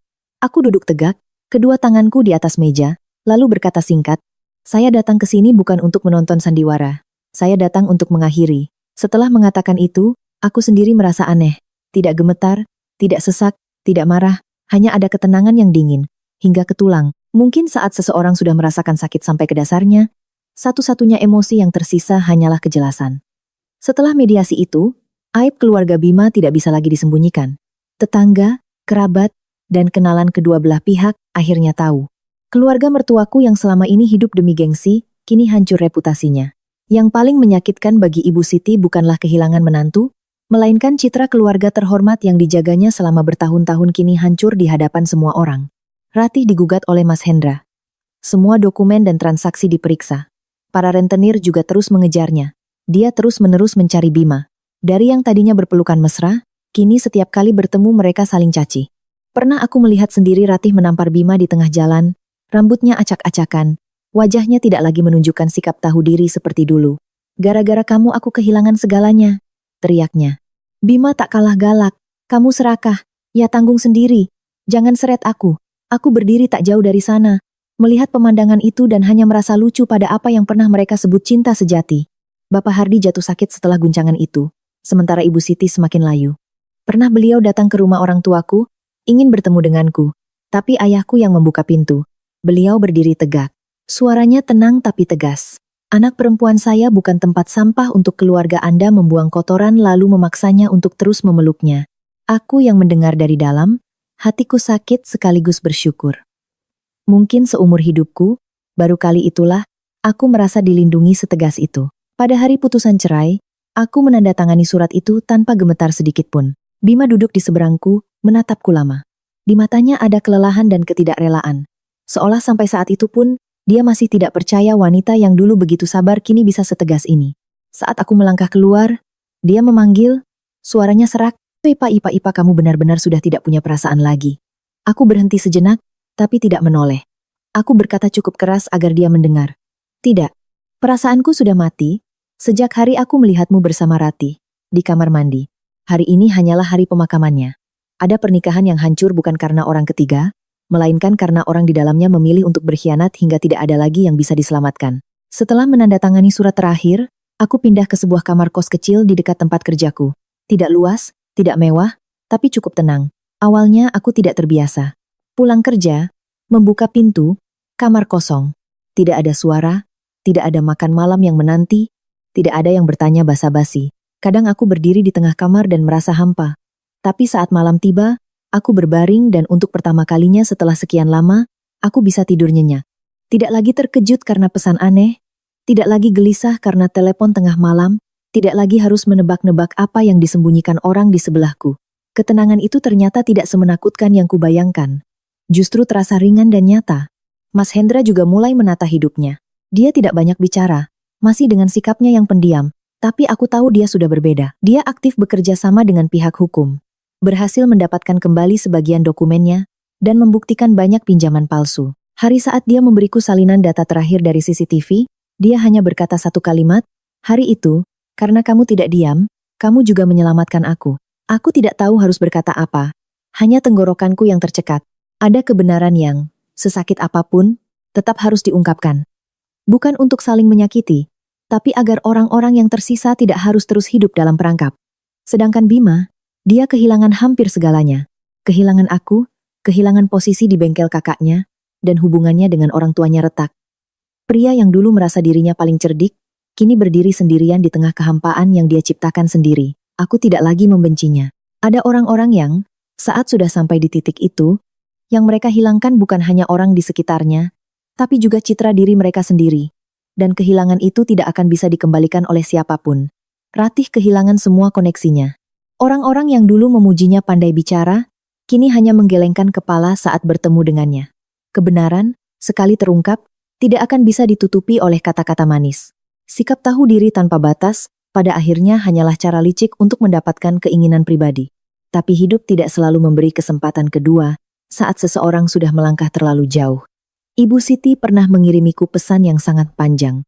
Aku membacanya sampai habis. Beliau bilang beliau menyesal, salah karena tidak mendengarkanku, dan lebih percaya pada orang luar. Ada bagian di mana beliau menulis, seandainya hari itu beliau lebih tenang, mungkin semuanya tidak akan jadi seperti ini. Aku membacanya dan duduk termenung, bukannya tidak tersentuh, tapi aku hanya membalas dengan satu kalimat singkat, saya tidak membenci ibu lagi. Tapi saya juga tidak bisa kembali ke tempat yang pernah memaksa saya untuk diam dan menderita. Setelah mengirim pesan itu, aku mematikan ponsel. Ada hal-hal yang, sekali pecah, tidak bisa disambung kembali hanya dengan kata maaf.